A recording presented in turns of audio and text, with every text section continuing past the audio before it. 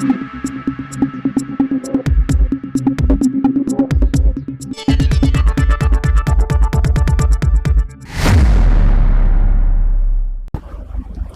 সময় বাংলা সংবাদে আপনাদের স্বাগত। আপনাদের সাথে আমি প্রীতি। দেখে নেব আজকের বিশেষ সংবাদ। বিধানসভায় জননিরাপত্তা ও জনশৃঙ্খলা সংক্রান্ত দুটি নতুন বিল পেশ। শুরু রাজনৈতিক বিতর্ক। রাজ্যে আইন শৃঙ্খলা আরো মজবুত করা এবং দাঙ্গা ভাঙচুর ও বিভিন্ন অসামাজিক কার্যকলাপ দমনে কঠোর পদক্ষেপের লক্ষ্যে পশ্চিমবঙ্গ সরকার বিধানসভায় দুটি গুরুত্বপূর্ণ বিল পেশ করেছে। বিল দুটি হল the West Bengal public safety and control of anti social activities bill 2026 এবং the West Bengal maintenance of public order bill 2026। নতুন জননিরাপত্তা বিলে অসামাজিক কার্যকলাপের একটি বিস্তৃত সংজ্ঞা নির্ধারণ করা হয়েছে। জনমনে আতঙ্ক সৃষ্টি, জনশৃঙ্খলা ভঙ্গ, বেআইনি জমি দখল, সরকারি ও বেসরকারি সম্পত্তির ক্ষতি, অবৈধ খনি কার্যকলাপ এবং বালি পাচারের মতো অপরাধকে এই আইনের আওতায় আনার প্রস্তাব রাখা হয়েছে।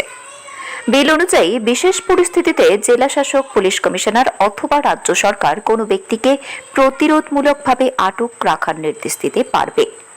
এই আটক আদেশের সর্বোচ্চ মেয়াদ 12 মাস পর্যন্ত হতে পারে।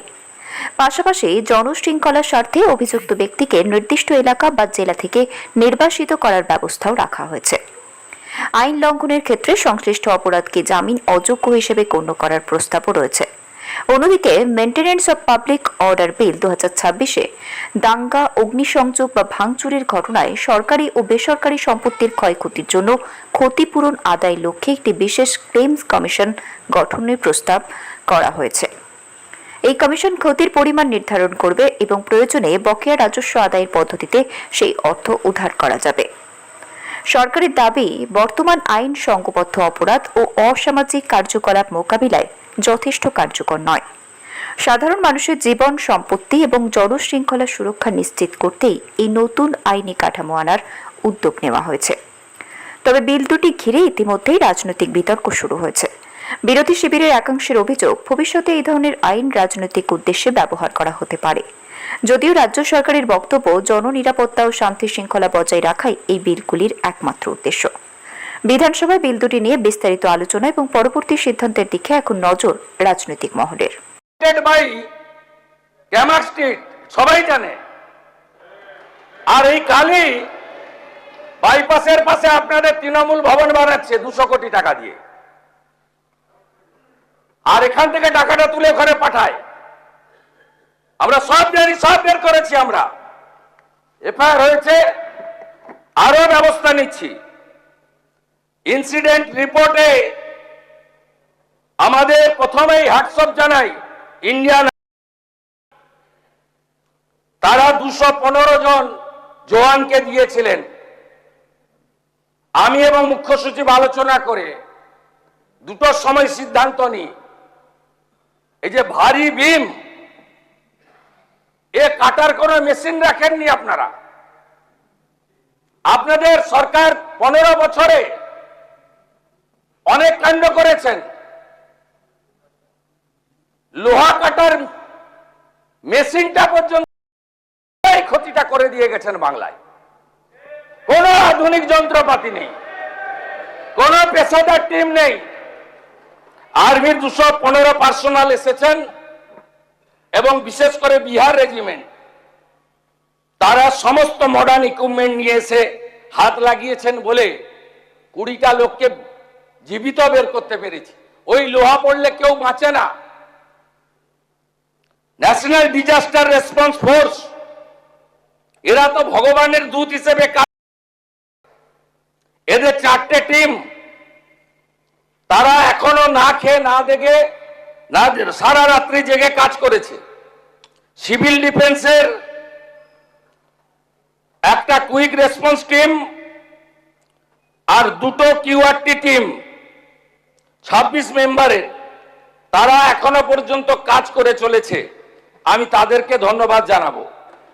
Fire and emergency service, 6 fire engine, 36 personnel, Kolkata municipal corporation, health, building, solid waste management, lighting এরা ফুল ফেজেড কাজ করেছে।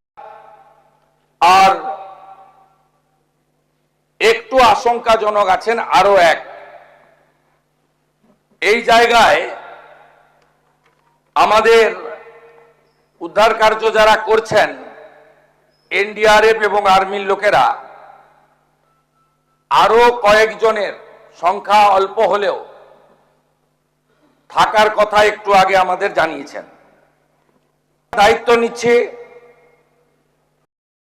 আমরা ঘোষণা করছি রাজ্য সরকারের পক্ষ থেকে মৃতদের পরিবারকে আবারও বলি, অর্থ দিয়ে মৃত্যুর ক্ষতিপূরণ হয় না, এটা স্বীকার করেও দায়িত্বশীল সরকার তার দায়িত্ব পালনের জন্য অঙ্গীকারবদ্ধ 10 লক্ষ টাকা করে আমরা মৃত পরিবারকে আমরা আর্থিক সাহায্য এবং গুরুতর আহতদেরকে 1 লক্ষ আহতদের সকলকে আমরা ক্ষতিপূরণ দেওয়ার ঘোষণা করছি।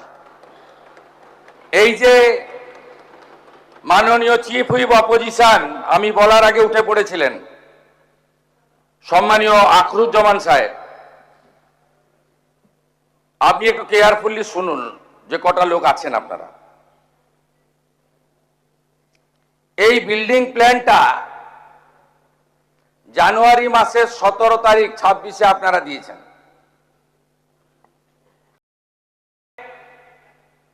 সব বের করেছি আমরা। এ আপনাদের পাপের ফল। সব জায়গায় টাকা নিতে নিতে এই সিটি অফ জয়কে এবং বৃহত্তর কলকাতাকে মৃত্যুপুরীতে আপনারা পরিণত করেছেন। একাধিক ইনসিডেন্ট, গার্ডেন রিচ থেকে শুরু করে শিক্ষা নেননি, সংশোধন করেননি, উদ্ধার কার্যে এনডিআরএফ এবং আর্মিকে কোনোদিন ডাকেননি।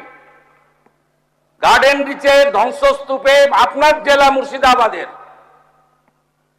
যারা হাত খুলে মমতা ব্যানার্জিকে ভোট দেয় মুসলিম, তাদের 14 জন চাপা পড়ে মারা গেছিল, একজনকে উদ্ধার করতে পারেননি আপনারা জীবিত।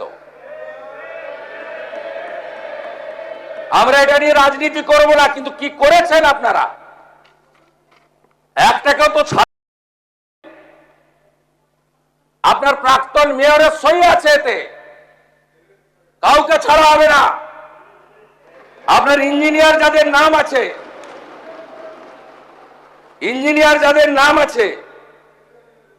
it is found that Sri Aminur Sheikh, Sub Assistant Engineer, Sri Nirmalendu Sardar, Assistant Engineer, Sri Ranjan Das, Executive Engineer, has not discharged their duties and responsibilities in respect of the premises.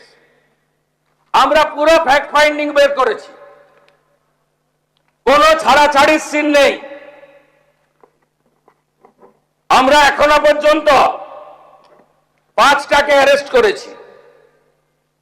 Gulzar Hossain, supervisor of Asgar,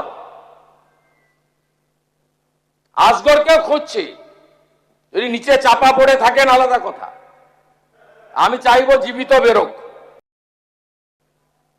কি করে এইসব লোক এই জায়গাগুলোতে ঢোকে বের করতে হবে। অ্যারেস্ট হয়েছে Gulzar Hossain, supervisor of Asgar, Kamal Samanta, iron structure fabricator, Shambhunath Behera, lessee of land, Dibakar Bhandari, labour supplier cum Trimex contractor, Abdul Hamid, broker for sanction plan for KMC.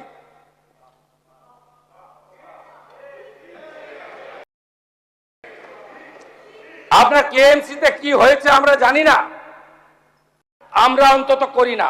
বিধানসভা চালু ছিল, তাই আপনাদের মাধ্যমে গোটা পশ্চিমবঙ্গের মানুষকে ঘটনা, অ্যাকশন, আফটার অ্যাকশন কি কি আমরা মেজার্স নিচ্ছি তা জানালাম।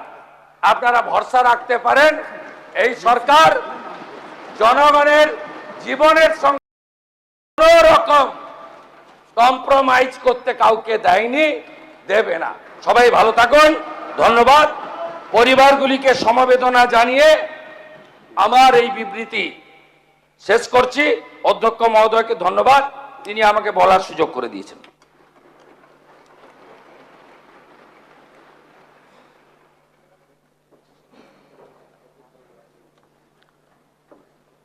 আমি এই মর্মান্তিক ঘটনা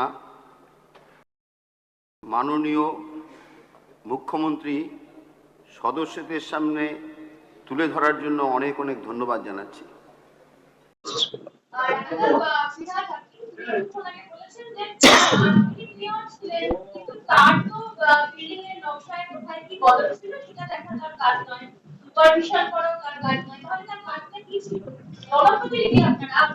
মানুষের অধিকার, মানুষের বেঁচে থাকার বিষয়গুলো না জানেন, সবাই যদি জনপ্রতিনিধিরা হাত তুলে নেন, তাহলে বিনা থাকি তার দায়িত্ব কি ছিল?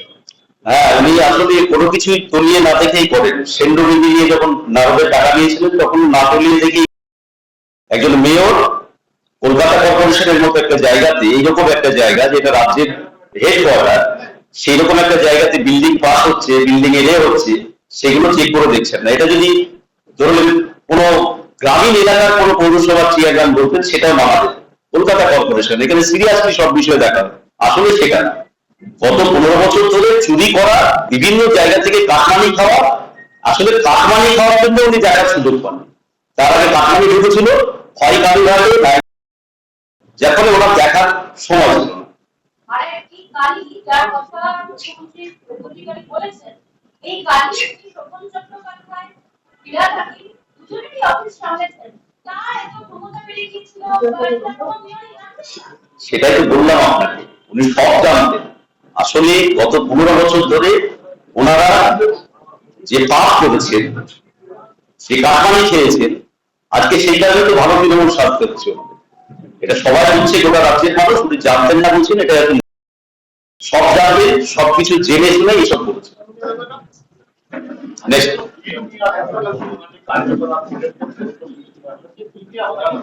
বিল আমাকে দিয়েছে, দুটোর সময় বিয়ে কমিটির মিটিং আছে, ওখানে আলোচনা হবে।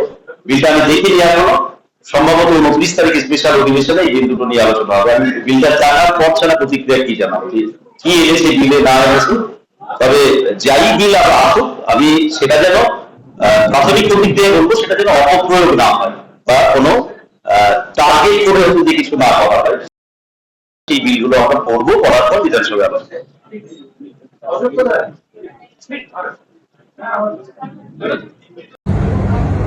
এই ব্যাপারে আমার জানা নেই।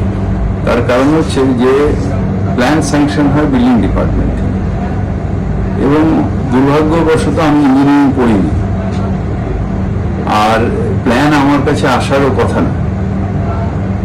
এমডিসি হয়, এমডিসি হয়ে প্ল্যানটা আসে।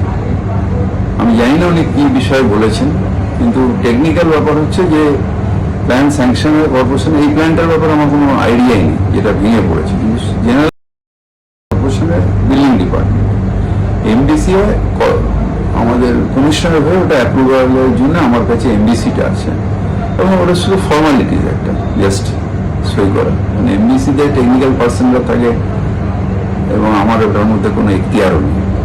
কোনো প্ল্যান স্যাংশনের ক্ষেত্রে এক্স মেয়রের কোনো মানে এখতিয়ার নেই, বা কোনটি ইলিগাল হলো কোনটা হলো না সেটা দেখারও এখতিয়ার আমার নেই। কাকে বিল্ডিং ডিপার্টমেন্ট নোটিশ সেটাও যেমন দেখার এখতিয়ার আমার নেই, সেরকম বিল্ডিং প্ল্যান স্যাংশনের ক্ষেত্রে দেখার এখতিয়ার কোনো মেয়রেরই নেই, আমার না, কোনো মেয়রেরই নেই। এটা কর্পোরেশনের রুলস। আমি গেছিলাম ওখানে একটা মানে অপ্রীতিকর পরিস্থিতির সৃষ্টি হয়ে যায়। পুলিশ আমাকে রিকোয়েস্ট করলো যে ওখান দিয়ে গেট ঢুকবেন না। আমি গেট পর্যন্ত পৌঁছে গেছিলাম সবার আগে, মানে যখন জাস্ট ভেঙে যাই, বিধানসভায় খবর পেয়েছি, দৌড়ে গেছি। আপনার অ্যাসেম্বলি কনস্টিটিউয়েন্সির মধ্যে আমি গেছিলাম, ঢুকতে পারিনি, পুলিশই আমাকে। হ্যাঁ, তারপরে আমি এসএসকে আমি গেছি। উদ্ধার কাজ কেমন চলছে? হ্যাঁ, উদ্ধার কাজ খুব ভালো চলেছে, খুব ভালো, খুব প্রম্পটলি হয়েছে। মুখ্যমন্ত্রীকে ধন্যবাদও জানিয়েছি আমি সকালবেলা। খুব ভালো উদ্ধার কাজ হয়েছে এবং খুব প্রম্পটলি হয়েছে। সিনিয়র মিনিস্টার, অফিসার সবাই মিলে একযোগে যেভাবে করেছেন, সত্যি এটা খুব প্রশংসার যোগ্য। সংবাদ এখনকার মতো এই পর্যন্তই। সঙ্গে থাকুন, দেখতে থাকুন সময় বাংলা।